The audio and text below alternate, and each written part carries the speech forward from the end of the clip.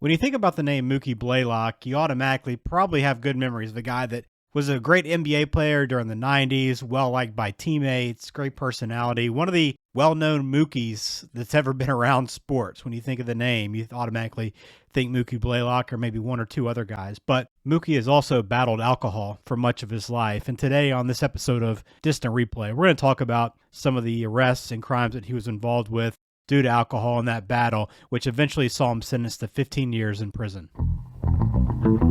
This is Distant Replay.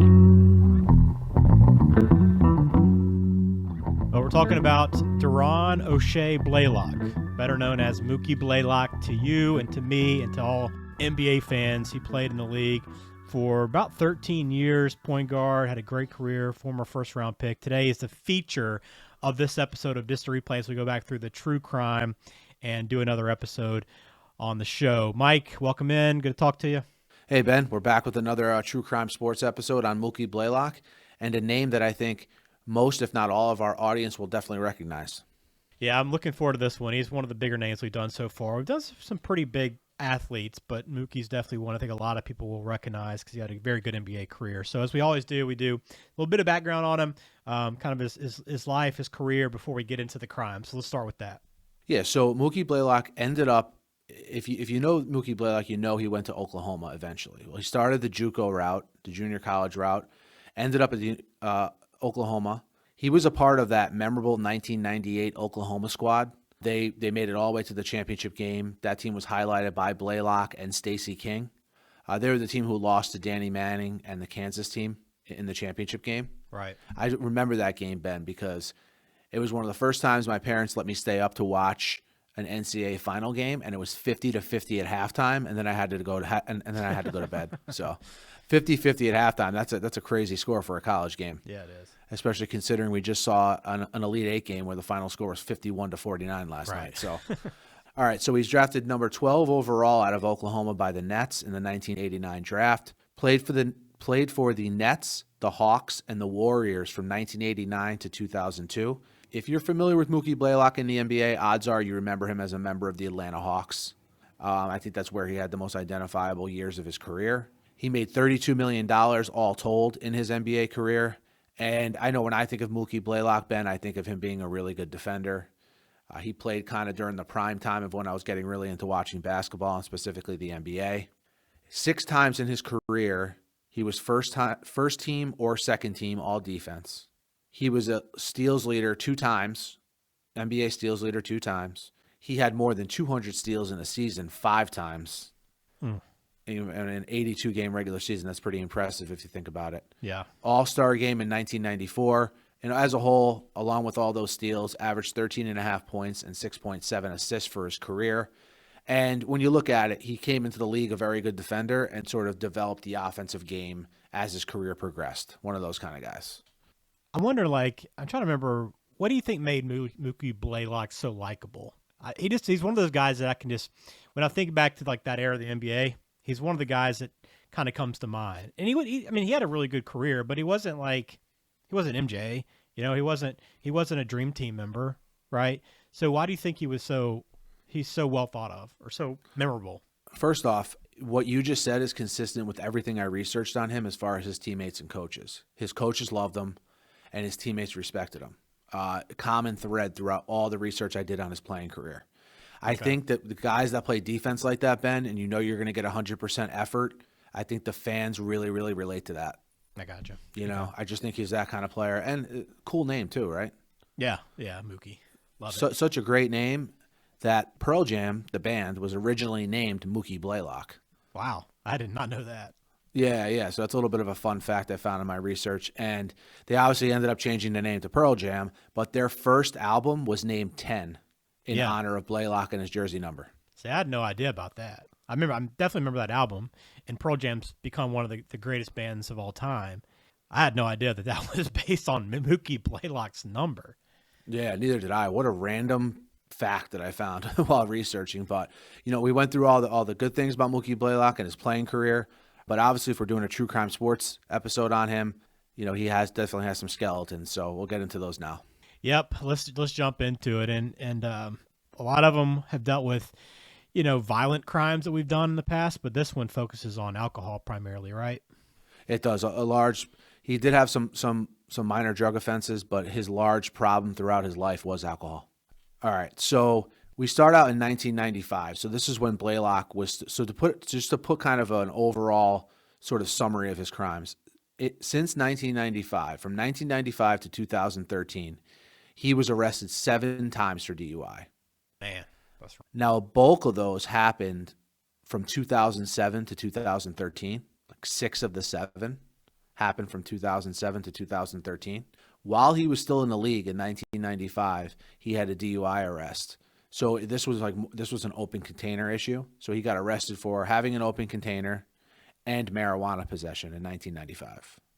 The only other issue during his playing career that I could find is that in 1997, he tried to get some marijuana across the border when they were going to play the Grizzlies. So when the Grizzlies played in Vancouver, he tried to get some, I think it was like 2 ounces of marijuana over the border, and got caught with that and got arrested. Okay. Those are the major issues from his career that are on the record. There was reports of a couple times him maybe, being intoxicated behind the wheel. They pull him over, they figure out it's Mookie Blaylock, and, the cops call one of his teammates or a staff member to come pick him up and get him home, So no issues kind of him being arrested with that stuff, but just a precursor of what would be to come post-retirement. Gotcha. Before we get to the DUI arrest, in 2009, the cops came to his house for a domestic dispute call. His girlfriend called the cops. Cops arrived on the scene. In the end, no charges or arrests came from that incident, but just something I found in my research that I thought I would point out. Okay. So that brings us to 2010. He had DUI arrests in April of 2010, June of 2010, and November of 2011. In April of 2010, he blew a .360. Wow. So if you're familiar with legal alcohol limits, the legal alcohol limit is .08 in most states that I know of. So this would put him 4.5 times the legal limit. Now, during this incident, he was so drunk and so intoxicated that when he stepped out of his car, he left it in neutral and it rolled back into a police car. Oh, man. Jeez. Yeah, just like, and like that's just the first incident of bizarre things happening when he was under the influence of alcohol. In November 2012, he blew so we're beyond the 3 arrests in April, June of 2010 and November 2011. That's 3 of his DUIs right there. In November now, 2012, he blew a .272, which is more than 3 times the legal limit. Yeah. Wow. Then in March of 2013, he hit a car in a grocery store parking lot. So he's under the influence. He hits a car in a grocery store parking lot. He gets out of his car to assess things. Like, oh, what happened? I don't know if you've ever been in a car accident, Ben, but you kind of get out and what the heck just happened? Yeah. Right? Survey the damage. Yeah. Yeah. Assesses things. And then he tried to get back in his car and drive away until he was arrested. That's awesome. Yeah. So we're talking about obviously a very serious problem that he has. And by all accounts, these issues with alcohol didn't just all of a sudden pop up in 2010, Right. He was kind of dodging and evading serious consequences for his out of control drinking pretty much most of his adult life, and it's all coming to a head here in that 2010 to 2013 range. Right. So between that September 2010 and February 2012, he did 3 different stints in jail for the offenses that I outlined, totaling 4 months in jail. Okay. So we're talking, basically 5 DUI arrests get you 3 different stints in jail, totaling 4 months if you keep score at home. And he did none of that stint. So stemming from that, he suffered no consequences for that November arrest I told you about, where he blew the .272, and the March 2013 incident. So we're just talking about those prison sentences just stem from those earlier arrests in April, June of 2010 and November of 2011. Okay. All right. This all leads us to May 31st, 2013, which if you know about the transgressions that Mookie Blaylock was involved in, this is probably the incident you read about. On that afternoon, May 31st, a couple, Frank and Monica Murphy, They had plans to move back to the Atlanta area. They lived in Atlanta, moved out of state, and were now going to move back. So it was a situation where they were living out of a hotel until they found a home to move into.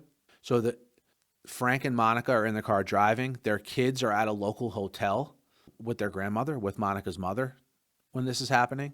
They pull out of a Taco Bell parking lot in Jonesboro, Georgia, which is a suburb of Atlanta.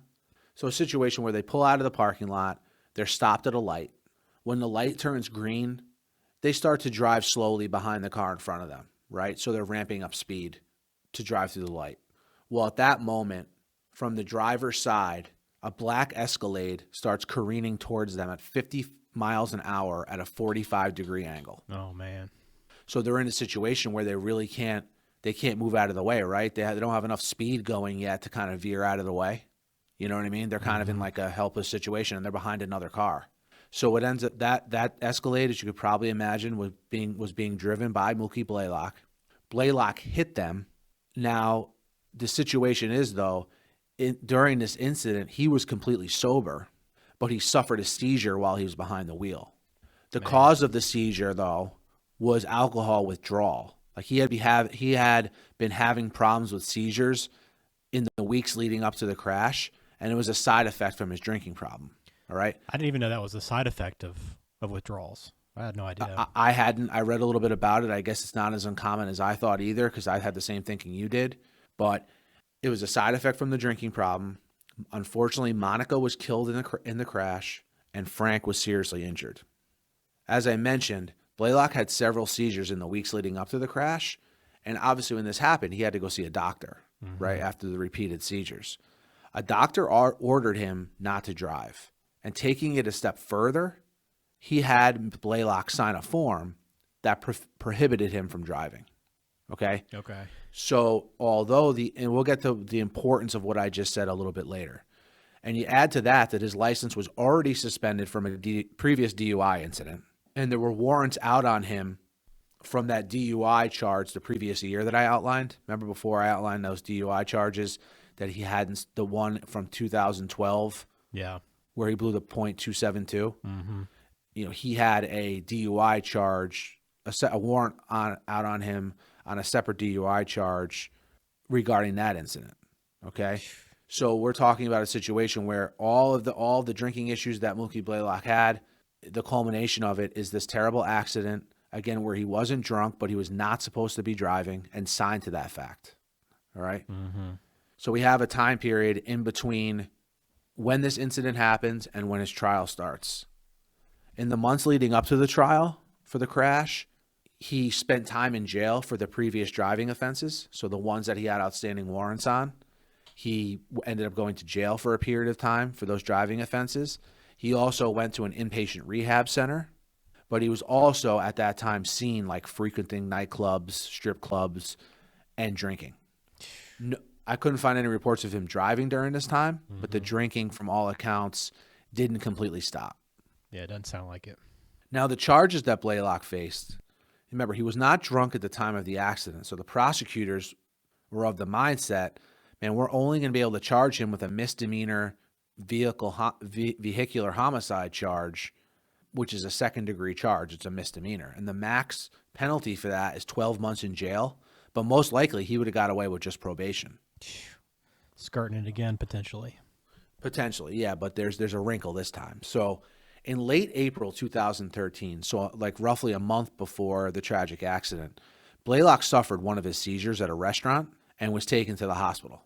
The responding officer was aware that Blaylock should not have been driving because of his involvement in that incident. Again, he was like one of the first responding officers to the scene. So when he saw that Blaylock was involved in this horrific accident, he emailed the prosecutors with what he knew. Like that he was aware, like, hey, look, I know Blaylock, he got in this accident in your jurisdiction. I just want to let you know what I know about the situation, and most notably that he was not supposed to be driving. Yeah. The fact that Blaylock knew he shouldn't have been driving allowed the prosecutors to up the charges to first-degree vehicular homicide, which is now a felony. Okay. Big difference, yeah. And the penalty that he would face, I mean, he was looking at 7 to 10 years in prison on this increased charge. when the upping of the charges happened, he's now looking at a completely different situation than most likely getting probation. If it wasn't for that officer coming forward to the prosecutors even admitted that he would have been charged with second-degree vehicular homicide because they would have had no way to know about the agreement with the doctor. Yeah, how would they? Yeah, so that was an interesting wrinkle in this case that I don't think we've come across in previous cases that we've done specifically. Mm-hmm. So I thought that was important to mention. Even Blaylock's attorney, like he hired this like really high-priced Atlanta attorney to represent him. Even his attorney said the case was indefensible because of the doctor's document that was signed by Blaylock. Like, what are you you signed a document saying you weren't going to drive, and you're involved in an accident where you had a seizure and killed someone. Yeah. It was like, it was very cut and dry. He even used that quote that it was indefensible. So had he gone to trial, Blaylock would be looking at, like I said, 7 to 10 years in prison.